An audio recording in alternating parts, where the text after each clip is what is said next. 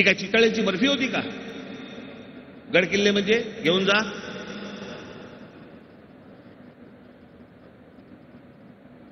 त्यावेळची परिस्थिती अशी होती, पावळे थकलेले होते, आर्थिक अडचणी होत्या, भरपूर गोष्टी होत्या आणि आलेल्या सैन्याला परत तोंड द्यायचं हे शक्य नव्हतं. काय करायचं होतं? गडकिल्ले लिहून द्यायचेत ना, चला लिहून देतो. घेऊन तर जाणार नाही. परिस्थिती निवळली, परत घेऊ की हातात. जातील कुठे? गडकिल्ले आहे तिथेच आहेत. याला स्ट्रॅटेजी म्हणतात. ही स्ट्रॅटेजी ज्याला समजत नाही ना, तो गुळगुळीत मेंदूचा. पण मला असं वाटतं ह्या सगळ्या गोष्टी आपल्या देशात कुठेतरी थांबणं आवश्यक आहे. हे जसं मला काँग्रेसला जसं सांगणं आहे, तसं मला भारतीय जनता पक्ष आणि इतर लोकांनाही मला सांगणं आहे की बस करा आता. पंडित जवाहरलाल नेहरू किती वाईट होते आणि इंदिरा गांधी किती वाईट होते आणि मग सावरकर कसे होते आणि मग टिळक असे होते.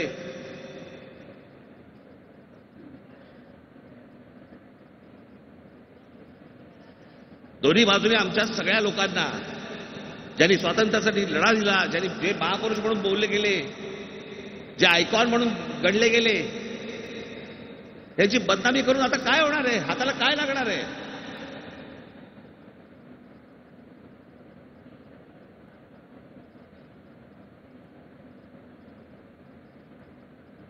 मी मध्यंतरी एक फोटो बघितला पंडित जवाहरलाल नेहरूंचा, असा सर्क्युलेट करत होते सगळ्या त्या सोशल मीडियावरती. काय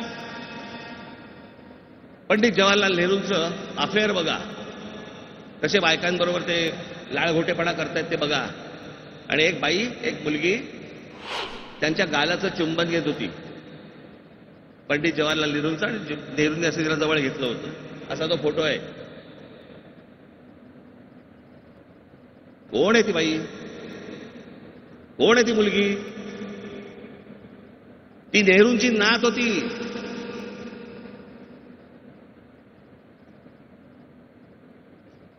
नात का पुतणी का कोणतरी अशी त्यांच्या परिवारातली होती ती मुलगी. पण एक फोटो काढायचा आणि फोटो काढून त्याच्यावरती काय द्यायचं? नेहरू बघा कसे होते. या बाजूने चालणार, मग काँग्रेसवाले या बाजूने सुरू करणार, मग सावरकर, मग आमच्या अजून दुसऱ्या नेत्यांचे बदनामी. बस झालं आता.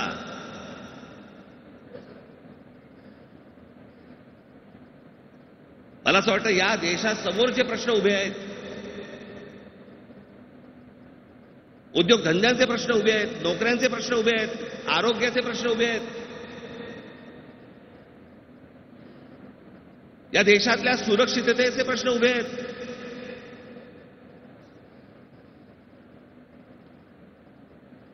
अनेक मोहल्ले उभे राहत आहेत. त्या मोहल्ल्यांमध्ये कोणकोणत्या गोष्टी उभ्या राहत आहेत, काय काय चाललंय, हा सुरक्षेचा विषय. आम्ही ह्या सगळ्या गोष्टी गांभीर्याने न घेता आम्ही काय करतोय? आम्ही एकमेकांची बदनामी करतोय.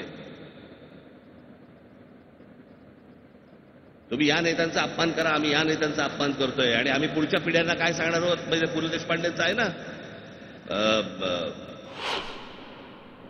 काय ते अंतू बर्वा ना, कोकणातला अंतू बर्वा. काही विचारलं त्या अंतू बर्वा सांगायचे आपले, गांधी ना, गांधी असं, नेहरू तर नेहरू असं, हे तर हे असं. त्यातलं एक वाक्य फार छान आहे. त्या सगळ्या त्यांच्या त्या कॅरेक्टरमधून आलेलं एक वाक्य फार छान आहे पु ल देशपांडेंचं.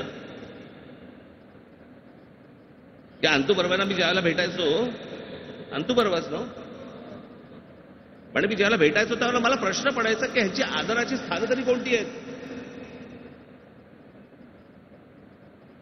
आज ज्या प्रकारचा चिखल आपण सगळ्या बाजूनी करून ठेवतो आहोत आपल्या देशातल्या लोकांबद्दलचा, भविष्यातल्या येणाऱ्या पिढ्यांची आदराची स्थानं तरी कोणती असणार?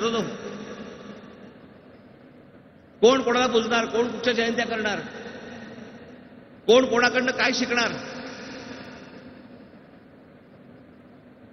मी ज्यावेळेला पक्ष ज्यावेळेला एवढा चालवतो किंवा पुढे नेतो आपण, ज्यावेळेला तुम्ही देखील करत असता, आजूबाजूला येणारी माणसं कोण असतात आपल्याला माहिती नाही, कोणत्या जातीचे असतात माहिती नाही.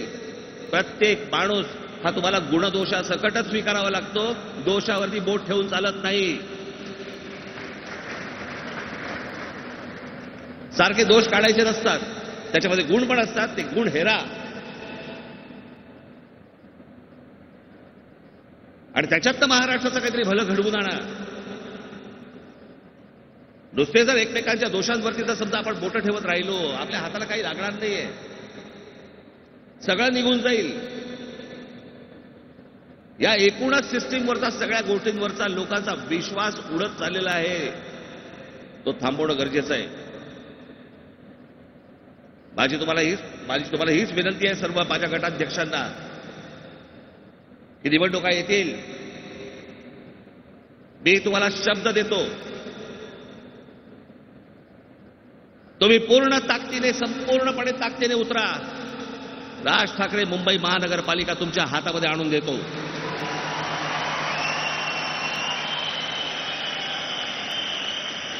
जे काम सांगितले ते चोख बजावलं पाहिजे. तुम्ही घराघरापर्यंत तुम्ही पोहोचले पाहिजेत, लोकांशी नम्रतेने बोलला पाहिजेत, आपण केलेलं काम आजपर्यंत त्यांच्यासमोर परत मांडलं पाहिजे. तुमच्याकडचा एखादा शाखाध्यक्ष किंवा एखादा विभागाध्यक्ष जर समजा काम व्यवस्थित करत नसेल, माझ्यापर्यंत कळवा.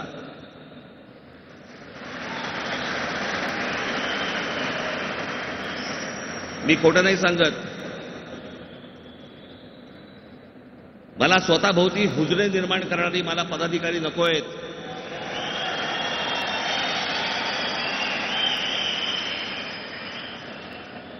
तुम्ही आज गटाध्यक्ष आहात, माझे सगळे महाराष्ट्र सैनिक आहात. माझी अपेक्षा तुमच्याकडनं एका अंकुशाची आहे. हे जे वरचे पदाधिकारी आहेत, या सर्व पदाधिकाऱ्यांवरती तुमचा अंकुश असला पाहिजे. आणि जर ऐकत नसतील तर तुम्ही माझ्याकडे येऊन सांगितलं पाहिजे.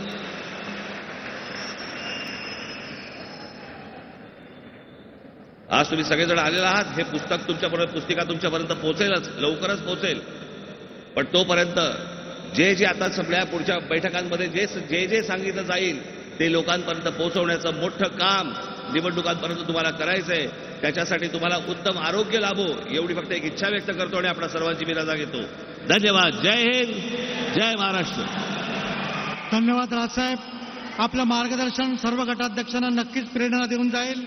मोठा लेखाजोखा राज ठाकरे यांनी आपल्या या भाषणात मांडला. उभं राहिल्यानंतर थेट मुद्द्याला हात घातला आणि महाराष्ट्र नवनिर्माण सेनेनं आजपर्यंत टोलपासून लाऊडस्पीकरपर्यंत म्हणजे मशिदींवरच्या भोंग्यांपर्यंत उपस्थित केलेले सर्व मुद्दे आणि सर्व आंदोलनं किती यशस्वी करून दाखवली. कोकण दौरा सुरू होतोय.